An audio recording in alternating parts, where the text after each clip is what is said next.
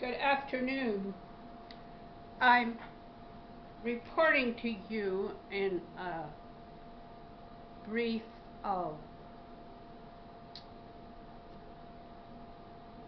time back in my apartment as I'm on the run nowadays.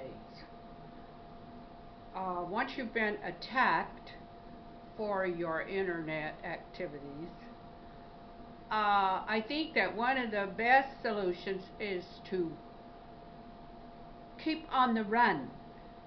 Get up, take the bus somewhere, and have a nice long walk when you get there.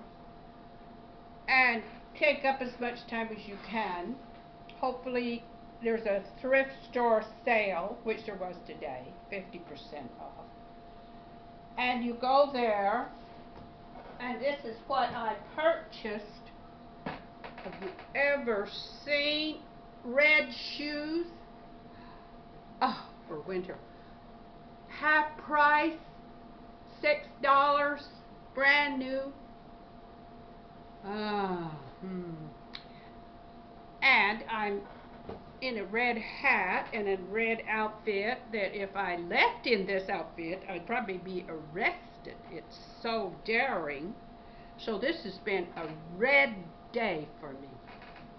Red day of defiance. Because I have to find a way to survive. You know, I'm getting to the age where people, joking of course, say, why can't you have the decency to die? In fact, my sister's worrying about these states that are going to, trying to perhaps pass a law that if the old person expresses the extreme desire to die, he can legally be helped to die by his loving relatives. She's thinking, what if they just want to get rid of the old fellow or lady? Oh, get rid of an old person? Oh,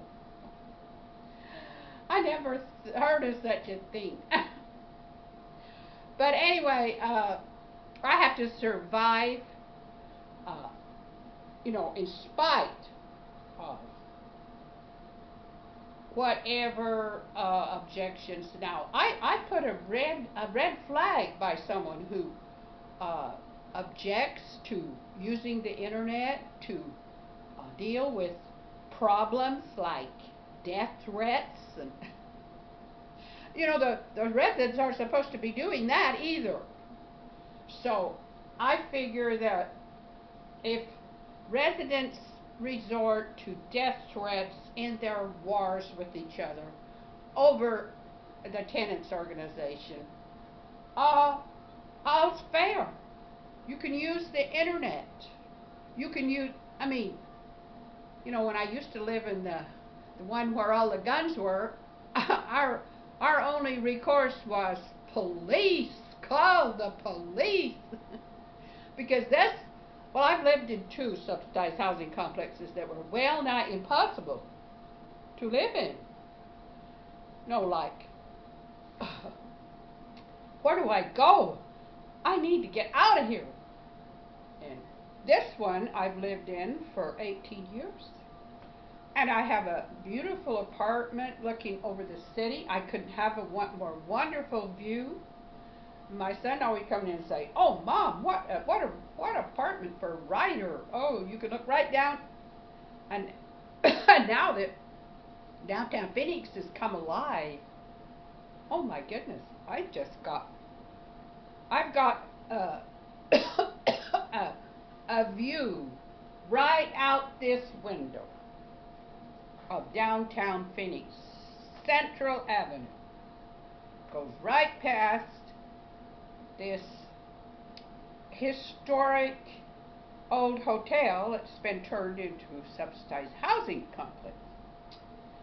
So, but I have for 10 years now, and before that, I have used the internet for relief, for refuge, when I was fighting with almost everybody in the complex, uh, and I was on the run, so not able to stay there very long, get up and leave or stay in your apartment, uh, and that's, basically what I'm doing right now. Because I don't want to run into hostile parties,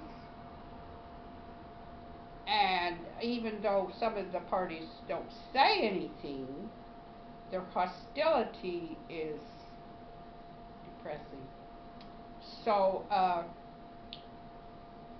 and I think, well, uh, I think that a lot of it is because if I'm recognized as an internet writer, uh, this could cause hostility. A writer themselves could cause hostility. And I'm a memoir writer now. I'm writing history. I document history. So I might be even more threatening as a recorder of events.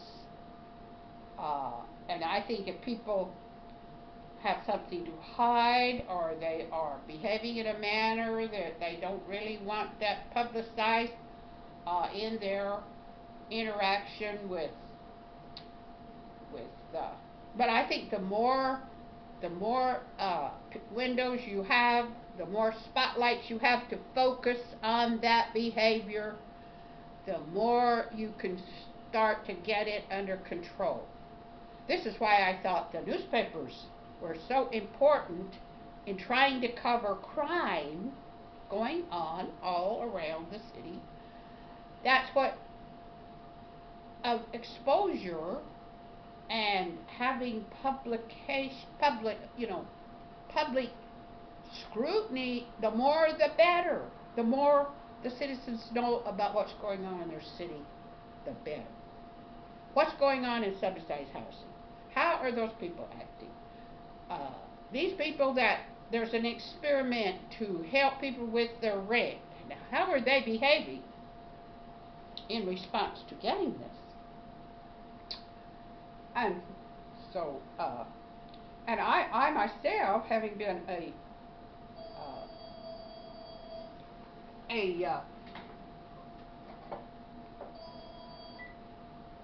having been a pro-life activist for 40 years, I'm aware of how women are becoming more and more into the category of disturbers of the peace, protest marchers, fighting with each other, registering their public opinions right out there on the street of what they think of the opposition. And so we have women taking a lot bigger role in fighting whatever cause, whatever they feel passionate about. They're fighting more. Right out in the open, they're fighting more. But this makes it more dangerous for an old person like me, who can't really get in there and fight. See, I've had so many chronic fatigue bouts and other childbirth, all kinds of I've had too many near-death experiences, in other words. So if I get attacked, this is more threatening to my health than it would be to a younger person. It'll throw me off kilter and cause me to, and I last fall I had a very irregular heartbeat, and everybody was around me was kind of looking like, are you going to die? Are you going to die? And miraculously, the doctors at Arizona Cardiology got this irregular heartbeat back behaving much better with just medication and rest and a change of, getting away from stress. Because with the election, I had actually gone into what amounted to a chronic fatigue bout.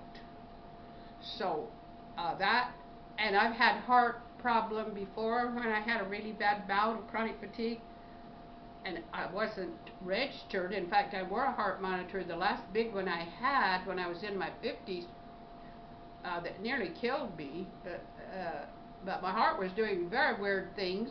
It was scary, and I told the doctor about it, so he put a monitor on, but by the time I knew very well I was well enough that the weird things stopped that my heart was doing. And when the monitor didn't show any, didn't show any alarming thing, but for a whole month while I was in the worst of it, my heart was doing, and I was naturally alarmed.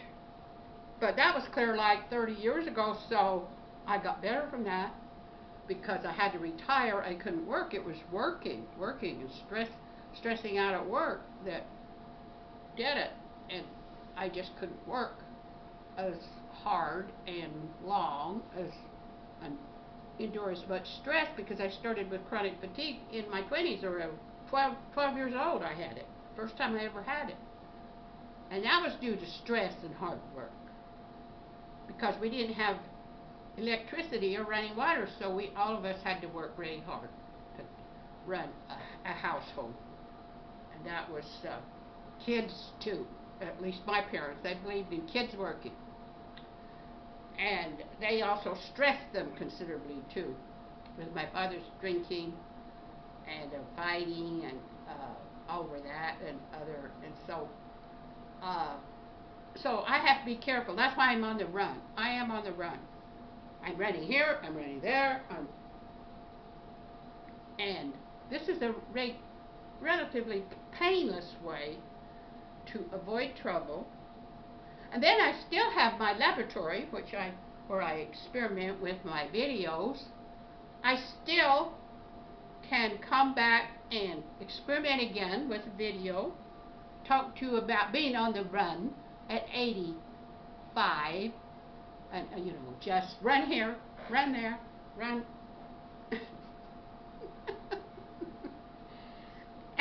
Just do the unexpected, where is she? Don't show up at the regular places. You just learn how to be defensive. Have to. When you're fighting all the time with people who strongly disagree with you. Oh, they just couldn't disagree with you more. The clash between the pro-life people and the pro-choice people is like, so, and it's gotten worse and worse and worse. So I just don't even know where it's all going to lead, but I'm saying our country is already in trouble with debt, we can't get into fighting in warring within. This is so costly. It interrupts the country so much that, I'm just saying, Democrats, Republicans, think about a war, and this is what Trump has to become aware of. And people have to help him become aware of it. And the country needs to take an attitude like they did with Obama.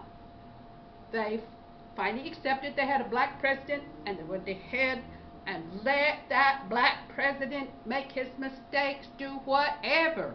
But they didn't determine themselves they were going to destroy him, impeach him, get rid of him. He is too terrible. Listen here, if you're a person who doesn't even care whether millions of babies, fetus, are killed in abortion, who are you to go around saying how bad Trump is when you are not defending those children? Didn't even think about it. Now that's what pro-liberal people have to think. They are approving of many deaths. So, you're going to be that judgmental about what this clown Trump is doing to the country? You're going to get that indignant? You're going to froth at the mouth?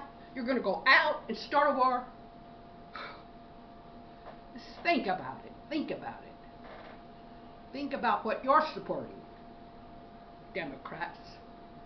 I'm pro-life Democrat. I disagree with that platform. I'm a Democrat who'll speak up and say so, and I'm Democrat because of my gay father.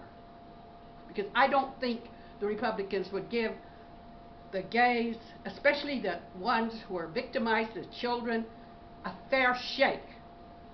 But to me, gays have to be responsible too.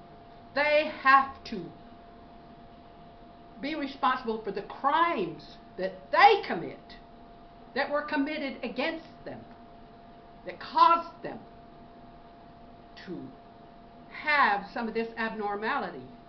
Now that's tough. That's very tough to come out with what happened to you if you were the victim of a pedophile.